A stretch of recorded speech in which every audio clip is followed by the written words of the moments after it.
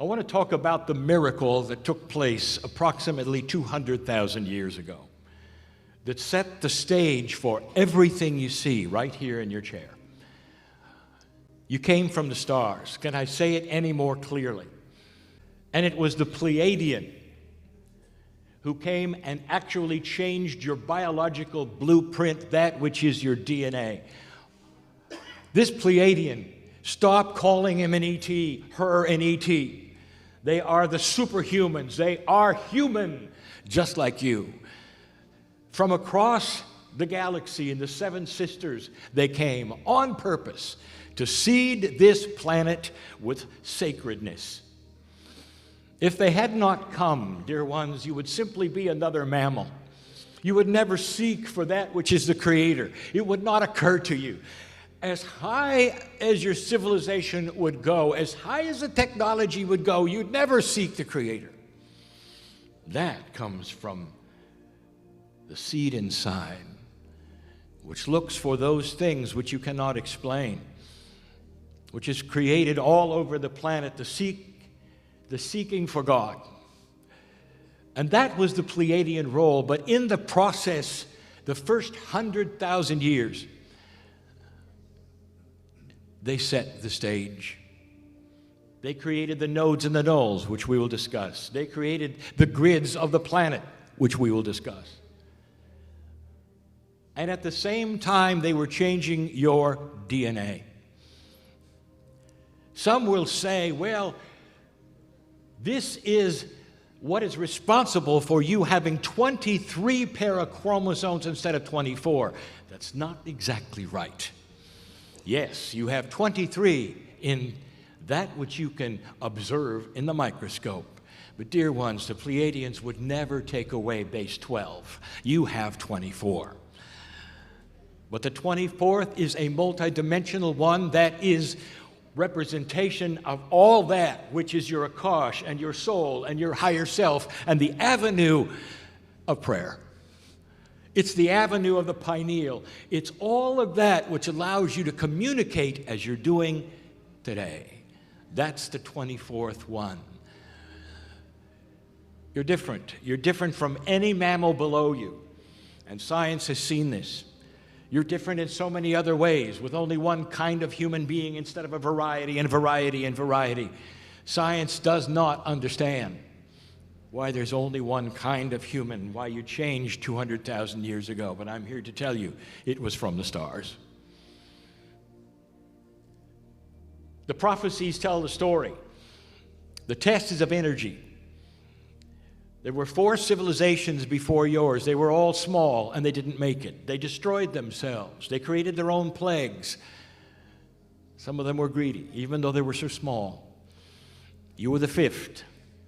And the prophecy said that if you would make it past the precession of the equinoxes, you would see the beginning of something special. Light. You'd be shown things that you'd never been shown before. All things would begin to change past 2012.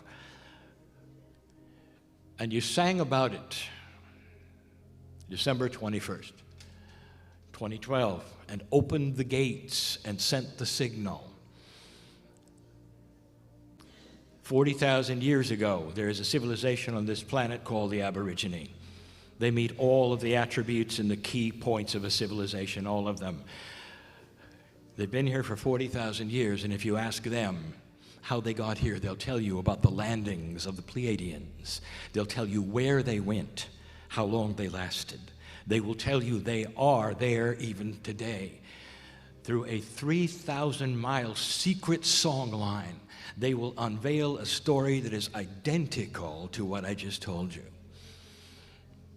This is not sequestered to a few people that you would call lunatic fringe. This is a worldwide event with thousands who know of the truth of this. It's your modern culture that often gets in the way of the truth, in the way of the Gaia energy. The story of what the Pleiadians did on this planet is remarkable. Some of it is known, some of it is unknown, some of it will be revealed. But everything they did was in sacredness for you. These superhumans, what made them super was that they contained that which is an ascension status, meaning that on their planets, they had very high consciousness and had evolved within their higher selves. They were a multidimensional consciousness packet, you might say, and came to this planet in order to seed it to give you the same thing. This is the Adam and Eve story, slightly different. And what they did, besides simply to alter you as humans, to get you on the track of sacredness, of understanding light and dark with free choice, what they did first was to align this planet in a way that is for you. They set systems in place. And part of the systems that they did, we have told you about. But one of them, spectacular, they gave Gaia consciousness. You would walk outside in the forests and the beauty of the lakes and the streams and the oceans and think, well, it's always been this way, the feeling that I have. No, it hasn't. That feeling you have, tree hugger, was given by the Pleiadians. This is Gaia consciousness. It talked to the ancestors and gave them information. It fed you, gave you water. It was aligned with humanity. It is for humanity. The Gaia consciousness, dear ones, the whole part of you is missing today, if you've noticed, in most of the belief systems of the planet, except the ancients. We've told you before, it's time to return to an acknowledgement that the earth is part of the divinity of you, is a cooperative entity of you, and works side by side with you. Profound it is that it has actually aligned itself magnetically for this time. Profound it is that you're going through weather shifts for this time. Profound it is that Gaia knows about the shift and is on board with everything you're doing. How sad it is that it is so apart from understanding on this planet of who it is. That will change.